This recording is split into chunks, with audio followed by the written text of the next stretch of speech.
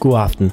Du har tunet ind på Radio Varum. Mit navn er Ken Kirkeby, og det er med stolthed, jeg kan præsentere et helt nyt program. Næh, er det sandt? Næh, er det sandt er et program, hvor vi præsenterer dig for nogle af Danmarks mest spændende mennesker. Nogen, der har bedrevet det så vidt, at man må spørge sig selv, næh, er det sandt? Jeg sidder her og ryster i bukserne, for ved min side har jeg faktisk verdens ondeste mand, Charlie Toftlund. Velkommen til. Jeg bliver nødt til på egne og lytternes vegne at spørge, næh, kan det være sandt, at du er verdens ondeste mand? Fordi jeg synes jo, du ser relativt tilforladelig ud, som du sidder her. Nixon. Nej, du har lovet at fortælle lidt om, hvad det er, der har gjort dig så ondt. Ja, Jamen, jeg kan finde på en masse onde ting og sådan noget. For eksempel sidste år ved juletid, der var der sådan en børnehave på et eller andet plan, tæt på, hvor jeg bor. Og så, mens de var ude at lave et eller andet udenfor, så sneg jeg mig bare lige ned. Og så fandt jeg deres kagedåse, og så rystede jeg den bare helt vildt. Så deres kager gik i stykker. Ja, så sneg jeg mig væk igen. Ja, jo, men det var selvfølgelig ikke særlig sympatisk, men ligefrem ondt ved jeg måske ikke, om jeg vil. Rimelig ondt. Men der er også noget andet, jeg har gjort. For eksempel en af mine kammerater, Torsten, han var blevet gift. Så smækkede han lige et bryllupsbillede ud på Facen, altså Facebook. Og så skrev jeg bare lige under, hvor er dislike-knappen?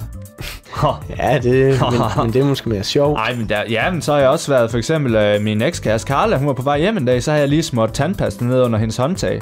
Så kunne hun bare lære ikke at være sådan på en eller anden måde, nærmest.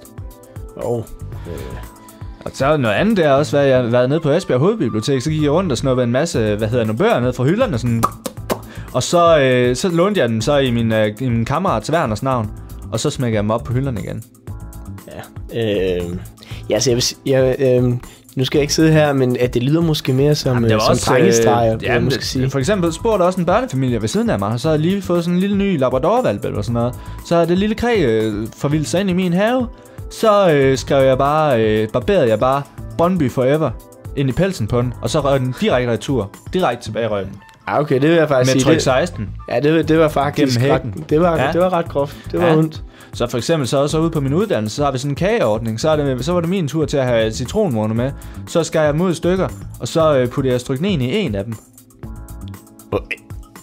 Ja, er det ikke strafbart, vil jeg sige? Det er sådan mere på tegnebrættet på et eller andet plan. Så det er ikke noget, du blev dømt for? Nej, det er ikke noget, du har gjort? Jeg kan ikke bage citronmåne. Okay. Må jeg spørge, hvad det er for en uddannelse, du går på lige sådan afslutningsvis? Eller pædagog. Pædagog? Ja. Ja, okay. 3 år. Ja. Verdens ondeste mand er simpelthen pædagog. Ja, nej, jeg skal ikke sidde her og gøre mig til dommer, men jeg håber, at I alle sammen kommer med ind et smut under huden på verdens ondeste mand. Og næste uge har jeg endnu en spændende gæst i studiet, hvor jeg vil spørge mig selv og på vegne af jer, næh, er det sandt? Tak for i aften.